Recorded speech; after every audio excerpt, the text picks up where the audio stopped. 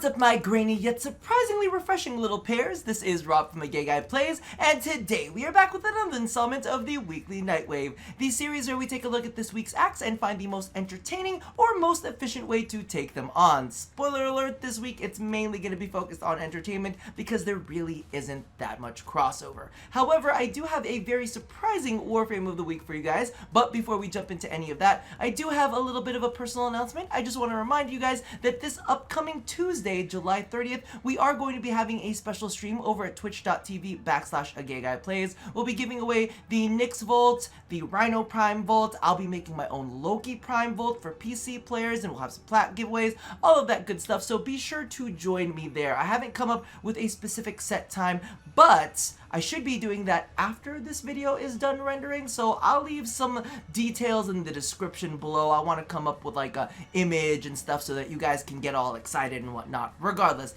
let's go ahead and take a look at what we're working at with this week. Wow, words are escaping me today, and literally I'm tripping over my own tongue. I don't know, maybe I've had a lot of caffeine and my brain is going whoop and my tongue is going whoop.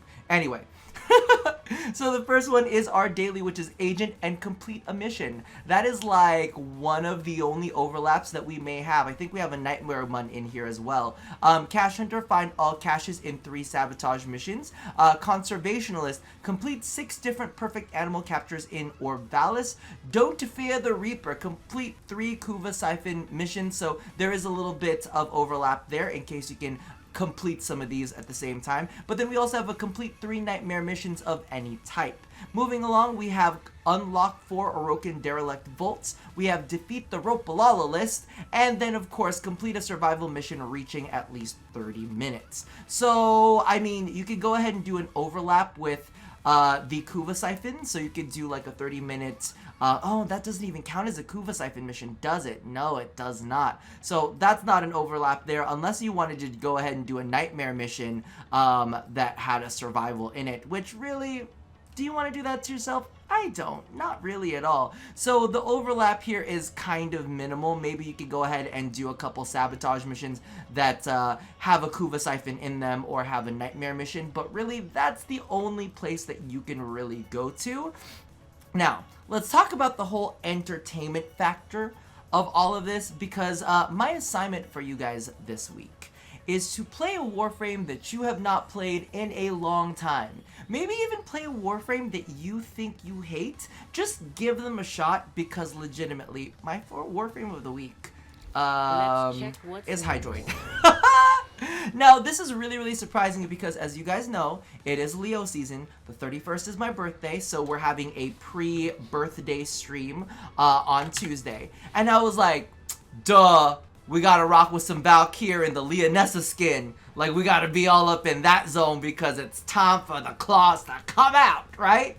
And I was all about it. Until on today's stream, I actually played a bit of Hydroid because I was like, you know how I do, mix it up a little bit. And so I went ahead and played him, and I was like, holy fuck, I forgot how goddamn fun he is. He is just extremely evasive, and I'm just super duper into him. By the way, just a quick reminder, all of the color codes for this look are going to be down in the description box below. We are using the Poseidon skin by Stench Fury, one of my favorites, and we do have the toggle prime details on. This is it with it off. It's alright with it off, but it's even better with the prime details blended in. I think it just looks absolutely fantastic. Now, the build, the reason why this video took a little bit longer is because I was like, maybe I should zhuzh up his build. So I played around a little bit, and I didn't like zhuzhing up his build at all. This is the build that I like with him. I played around with it. I was like, do I need that fleeting expertise? No, not really. Let's go ahead and put in a rolling, what's that one that everybody really likes? The rolling something bullshittery rolling guard. So I was like, oh yeah, let's go ahead and do that. Didn't need it. Really, just, I didn't need it at all. So a part of me was just kind of like, this is what I'm rolling with. Let's use it as your inspiration. Feel free to do whatever you want with it. Alter it as you please. Me personally, as you guys know, I'm not crazy about necessarily needing pilfering things for extra loot. I just want to murderize. So what you'll actually notice is I've teamed this up with an old favorite, the Galatine Prime. Ooh, it's been a while. And I mean, you can go ahead and equip Bazaar, and you'll see, I'll bring them into the sim simulate Grim in a second so that you can take a look at all of the gloriousness and the pox as well. So let's go ahead and jump on it. And I'm actually going to do this in front of people because I've gotten some criticism for this. Yes, I'm going to go use the Samaris thing so I can go ahead and visit them directly. The issue with visiting Samaris this way is that he takes you to the Lorunder Relay, which is all Mercury, and that's where all the noobs are. And I don't want to be on that relay. I like being on the Pluto one. You know, it's just listen, I don't want the peasant stench anywhere on me, okay? Just putting that out there. Regardless, one of the things that I was doing when I was playing Hydroid, and keep in mind that mainly this was on defenses and interceptions. So I wasn't using him on fast nodes, I wasn't going through captures, I wasn't doing exterminates, nothing of that sort. It's more like escalating missions because y'all know I like to farm me some relics. I like to make sure that I have some things that I can crack in the future, especially because the 2 vaults are currently open. So what I'm going to do is I'm going to spawn 20 corrupted bombards, and I'm going to turn invincibility off. So I hope that I don't fuck this up in the short time that we're talking. So, this is me. This is how I like to handle things with Hydroid. Not all the time, but what you gotta do, and this actually used to work better. It seemed like it used to work better, but it doesn't work as good anymore. I'm not sure if you can see, but these are level, you know, these are level 165 bombards in my puddle. I'm doing like 14k, 15k, there's a 26k damage over there. Hello, sir. How are you doing? Hi.